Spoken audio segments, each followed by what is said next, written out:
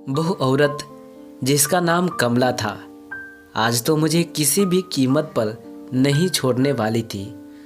क्योंकि सुबह से ही हर किसी इंसान से या गली से गुजरने वाले बच्चे बूढ़े जवान से मेरा पता पूछती फिर रही थी।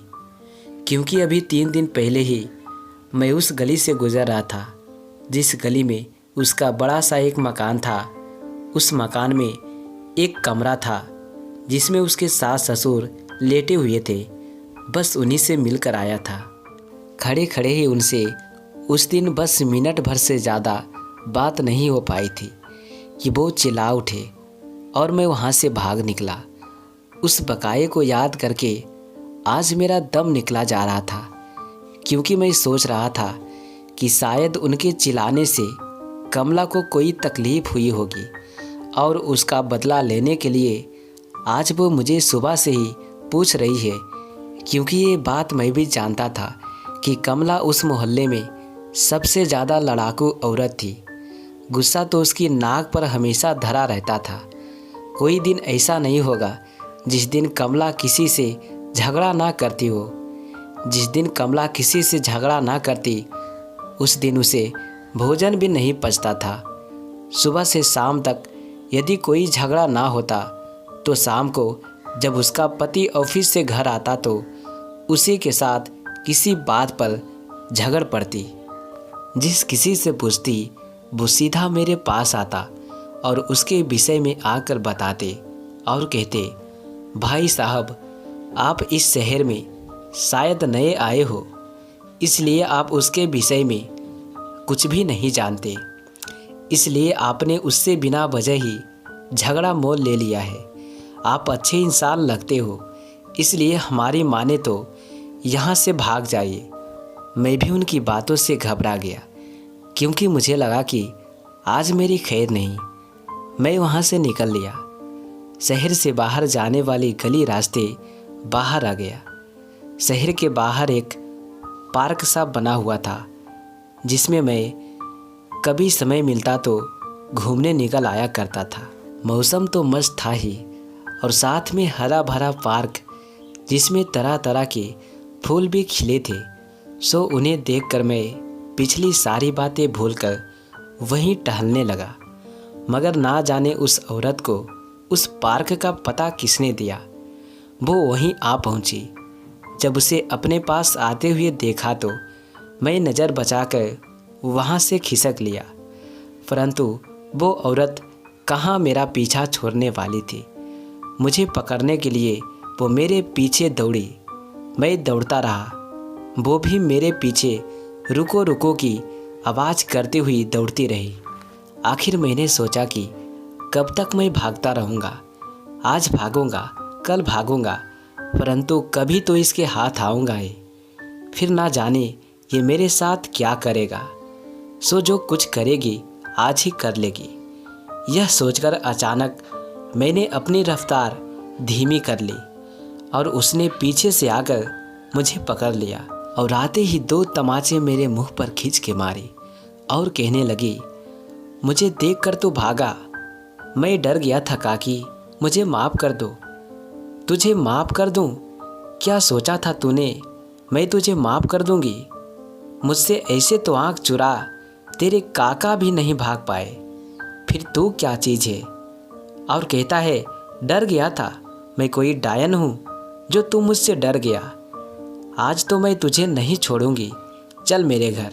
मैं डर गया, आखिर करता भी क्या। सो उसके आगे आगे ऐसे चलने लगा जैसे कोई पशु मालिक की मार से बचने के लिए चुपचाप इधर उधर बिना देखे चलने लगा। मगर कभी कभी कनखियों से इधर उधर देखता तो मुझे लोगों के डरे हुए चेहरे और मेरे प्रति सहानुभूति दर्शाते हुए दिखाई दे रहे थे। वे कुछ ना बोलते हुए बस टकटकी लगाए हुए देख रहे थे, क्योंकि उन्हें पता था कि जो उन्होंने टोका तो आफत उनके गले पड़ जाएगी। अब भी कमला के मन में जब आता तो वो मुझे लात गुस्से जड़ देती। उसके घर तक पहुँचते पहुँचते मुझे 20-30 थप्पड़ और बहुत सी लातें खानी पड़ी थी। बड़ी मुश्किल से मैं उसके घर पहुंचा। उसके घर पहुंचकर दरवाजे के अंदर दाखिल होकर उसने मुझे बड़े चौक में एक तरफ बैठने का इशारा किया, सो मैं बहुत जल्दी वहाँ बैठ गया। काकी ने कहा, तू ही है ना जो उस दिन मेरे घर आया था? चिल्लाते हुए कहा। हाँ मैं ही था काकी, मुझे माफ़ कर दो। मैं इस शहर में अनजान हूँ, मुझे पता नहीं था। मैं डरते हुए हाथ जोड़कर कहा। क्या नहीं पता था तुझे? यही कि मेरे आने से आप नाराज होगी। तूने मेरे सास ससुर को बहकाया है, मैं तुझे नहीं छोड़ूंगी। सच सच बता, तूने ऐसा क्या कहा था? मैंने कुछ नहीं कहा उनको। कुछ तो कहा होगा उनको, जो ये इतने खुश नज़र आ रहे हैं। पहले तो कभी इनको इतना खुश नहीं दिखा। मैं इन्हें तड़प तड़प कर और जल्दी से मरता हुआ देखना चाहती थी, मगर इनकी खुशी ने तो इनकी उम्र और ज़्यादा बढ़ा दी है। मैं अब भी वहाँ नीची गर्दन किए काँप रहा था। मेरे ना बोलने पर उसने 2-4 तमाचे और मेरे गालों पर जमा दिए। मेरी आंखों से आंसू बहने लगे। सच सच बता, तूने इन्हें ऐसा क्या कहा जो ये खुश नज़र आ रहे हैं?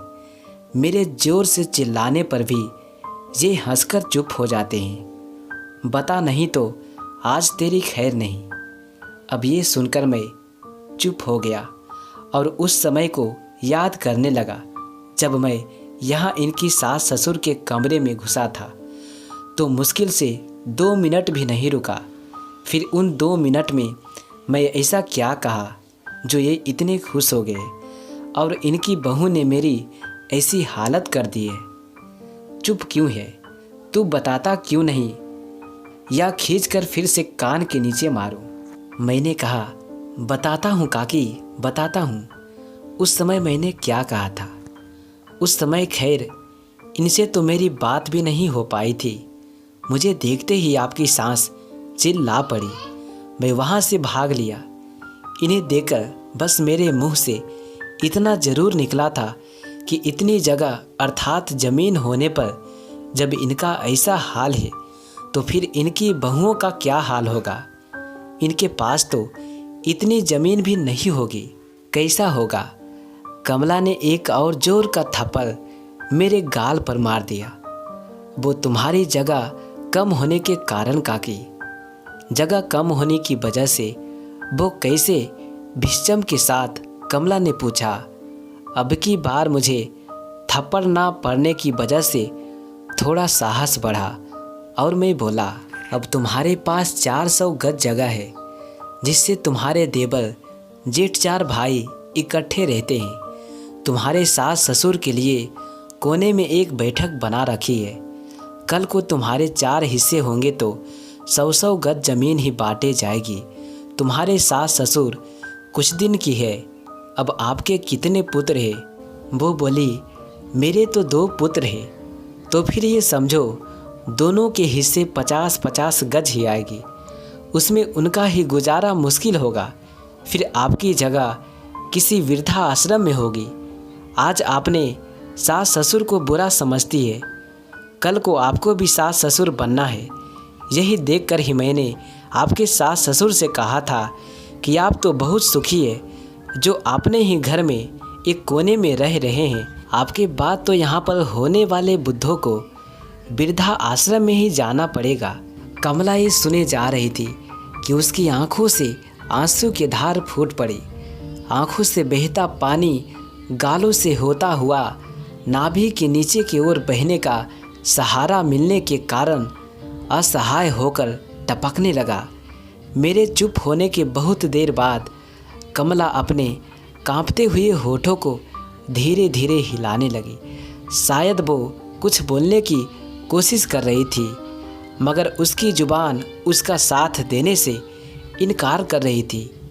कुछ देर तक उसके होठ ऐसे ही मरते हुए फड़फड़ाते हुए पक्षी की भांति कांपते रहे। अंत में खुले और कमला ने बोलना शुरू किया। आज तुमने मुझे बहुत बड़ी सीख दी है। आज तक मैंने अपने आस पास पड़ोस और अपने घर में दबदबा बना कर रखा है। किसी से झगड़ा करना मेरा एक काम हो गया था। इस कार्य से मैं अपने आने वाले कल को बिल्कुल ही भूल गई थी। मैं तो यही सोच रही थी कि आने वाले समय में मेरा ऐसा ही दबदबा बना रहेगा। मुझे नहीं पता था कि ये दिल कभी किसी के एक समान नहीं होते। आज मेरा समय है, कल को मेरी औलाद मुझे देखकर मेरे साथ भी ऐसा ही व्यवहार करेगी।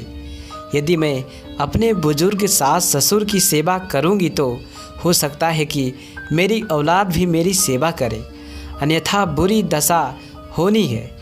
नहीं, मैं आज के बाद अपने सास ससुर की मन से सेवा करूंगी। और हाँ, आज के बाद कभी किसी से झगड़ा भी नहीं करूंगी। अब आप मुझे माफ़ कर दो, मुझसे गलती हुई है। उसकी आप जो सज़ा मुझे देना चाहते हैं वो मुझे स्वीकार है। नहीं, आप तो मेरी माँ के समान हैं। माँ तो अपनी औलाद को कभी कभी बेवजह भी पीट देती है, तो क्या मैं आपको उसकी सज़ा दूँ? नहीं, मैंने आपको माफ़ किया। अच्छा, तो मैं अब चलता हूँ। नहीं, तुम ऐसे नहीं जा सकते। आओ, अंदर आओ। क्या अब अंदर ले जाकर फिर से पीटना चाहती है? यह सुनकर कमला खिलखिलाकर हंस पड़ी और कहने लगी, अरे नहीं, आप अंदर तो चलिए, मुझे सेवा का मौका दो। मैं खाना बनाती हूँ, खा कर जाना और हो सके तो माफ़ कर देना। और हाँ, इसे अपना ही घर समझना, आते जाते रहना। हाँ, ज़रूर, आपका खाना भी खाता, मगर मेरा बहुत सारा समय बर्बाद हो गया है। मुझे कई काम करनी थी, इसलिए अब तो जाने दो, फिर कभी ज़रूर आऊँगा। माफ़ तो आपको पहले ही कर दिया था, अब बार बार माफ़ी मांगकर मुझे शर्मिंदा मत करो। यदि आप अंदर नहीं आए तो मैं समझूंगा कि आपने मुझे माफ़ नहीं किया। चलो, मैं आपके घर के अंदर चलता हूँ, मगर खाना नहीं खाऊंगा। खाना ना सही, मगर चाय या कॉफ़ी तुम्हें जो पसंद हो कहे, मैं वही बना कर दूँगी।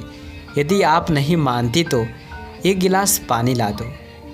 गिलास में एक गिलास पानी ला कर दिया। मैंने पानी पिया और वहाँ से चलने लगा। मैं जब उनके घर से निकला और पीछे मुड़कर देखा तो कमला अब भी मुझे देख रही थी। उसके बाद मैं कई बार उनके घर गया। अब तक कमला बिल्कुल बदल चुकी थी। सारे मोहल्ले वाले इसी अचरज में थे कि इसमें इतना बदलाव भला आया तो कहाँ से आया। तो दोस्तों, मैं आशा करता हूँ कि ये कहानी आपको ज़रूर अच्छा लगा होगा। तो प्लीज़ मुझे सपोर्ट करिए, मेरे चैनल को सब्सक्राइब कीजिए और वीडियो को शेयर कीजिए और लाइक कीजिए।